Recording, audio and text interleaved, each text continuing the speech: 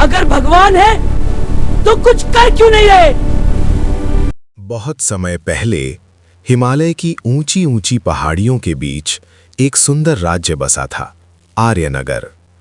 चारों तरफ हरियाली थी, नदियां बहती थीं और लोग खुशहाल जीवन जीते थे। लेकिन उसी राज्य में एक लड़का रहता था, अर्जुन। अर्जुन बाकी बच्चों जैसा नहीं था। वो हमेशा सोचता रहता था कि भगवान कहाँ रहते हैं। क्या वे सच में हमारी मदद करते हैं? अगर वे इतने शक्तिशाली हैं तो दुख क्यों होता है? उसकी माँ अक्सर कहती, बेटा, भगवान पर भरोसा रखो। लेकिन अर्जुन के मन में एक ही जिद थी। मैं खुद देखना चाहता हूँ। फिर एक दिन सब कुछ बदल गया। बारिश आनी बंद हो गई, नदियां सूखने लगीं, खेत बंजर हो गए। अर्जुन के पिता दिन रात मेहनत करते, लेकिन फसल नहीं उगती। घर में खाने की कमी होने लगी। गांव के लोग मंदिर में इकट्ठा हुए और प्रार्थना करने लगे, हे विष्णु भगवान, हमारी रक्षा करो। लेकिन दिन बीतते गए, कुछ नहीं बदला। अर्जुन के अंदर गुस्सा बढ़ने लगा। अगर भगवान है तो कुछ कर क्यों नहीं रहे? मैं खुद भगवान को ढूंढूंगा। एक दिन गुस्से में वो जंगल की ओर निकल पड़ा। चलते चलते वो एक पुराने बरगद के पेड़ के नीचे पहुंचा। उसने आसमान की तरफ देखा और जोर से चिल्लाया, भगवान, अगर आप सच में हो तो सामने आओ। हवा अचानक तेज चलने लगी, पेड़ हिलने लगे, लेकिन कोई जवाब नहीं आया। अर्जुन थक कर बैठ गया। तभी पीछे से एक शांत आवाज आई, तुम इतने गुस्से में क्यों हो बेटा? अर्जुन ने पीछे मुड़कर देखा। एक बूढ़ा आदमी, साधारण कपड़ों में, लेकिन आंखों में गहरी शांति। अर्जुन बोला, मैं भगवान को ढूंढ रहा हूँ।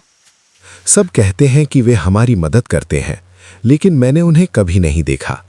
बूढ़ा हल्का सा मुस्कुराया, अगर भगवान तुम्हारे सामने हो तो क्या तुम उन्हें पहचान पाओगे? अर्जुन चुप हो गया, फिर धीरे से बोला, शायद नहीं, लेकिन मैं उनसे सवाल जरूर पूछूंगा। बूढ़ा बोला, तो चलो मैं तुम्हें एक ऐसी जगह ले चलता हूँ जहां तुम्हें तुम्हारे सारे जवाब मिलेंगे। दोनों जंगल के अंदर और गहराई में चले गए। कुछ देर बाद वे एक रहस्यमयी गुफा के सामने खड़े थे।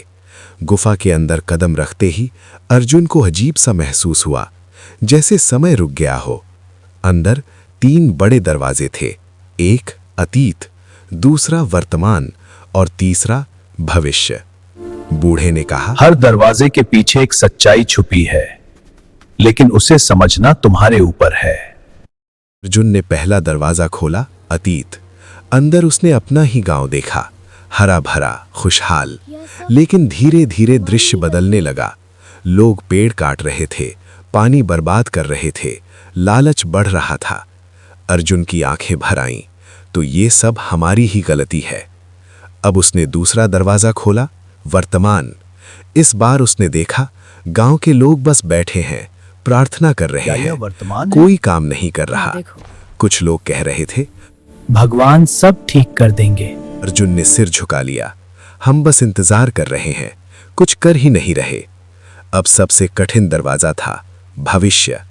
अर्जुन ने डरते डरते दरवाजा खोला। अंदर का दृश्य देखकर उसका दिल कांप गया।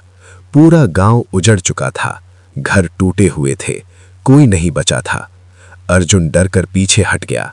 नहीं, ऐसा नहीं हो सकता। तभी अचानक दृश्य बदला। अब लोग मिलकर काम कर रहे थे, पेड़ लगा रहे थे, पानी बचा रहे थे, और धीरे धीरे वही गांव फिर से हरा भरा हो गया। अर्जुन गुफा से बाहर आया। उसकी आंखों में आंसू थे, लेकिन इस बार गुस्सा नहीं था। वो बोला, मैं समझ गया, भगवान हमारी मदद करते हैं, लेकिन हमें खुद भी मेहनत करनी पड़ती है। तभी वो बूढ़ा आदमी चमकने लगा और अगले ही पल उसके सामने प्रकट हुए भगवान विष्णु। अर्जुन घुटनों पर गिर गया। प्रभु, भगवान विष्णु बोले, अर्जुन, मैं हर जगह हूं, हर इंसान के अंदर। मैं रास्ता दिखाता हूं, लेकिन चलना तुम्हें खुद पड़ता है। जब इंसान अपनी जिम्मेदारी भूल जाता है, तब कठिनाइयां आती हैं। अर्जुन ने सिर झुका लिया। अब मैं समझ गया प्रभु। अर्जुन गांव लौटा। उसने सबको सब कुछ बताया। लोगों ने पहले उसका मजाक उड़ाया, कि एक बच्चा हमें सिखाएगा, लेकिन अर्जुन रुका नहीं। वो अकेले काम करने लगा। पेड़ लगाए, पानी बचाया, छोटे छोटे तालाब बनाए। धीरे धीरे लोग जुड़ने लगे, पहले 2, फिर 10 और फिर पूरा गांव। महीनों बाद आसमान में बादल छाए और बारिश शुरू हुई, लेकिन इस बार सब कुछ अलग था। गांव तैयार था, पानी बचाया गया, पेड़ खड़े थे और आर्यनगर फिर से हरा भरा हो गया।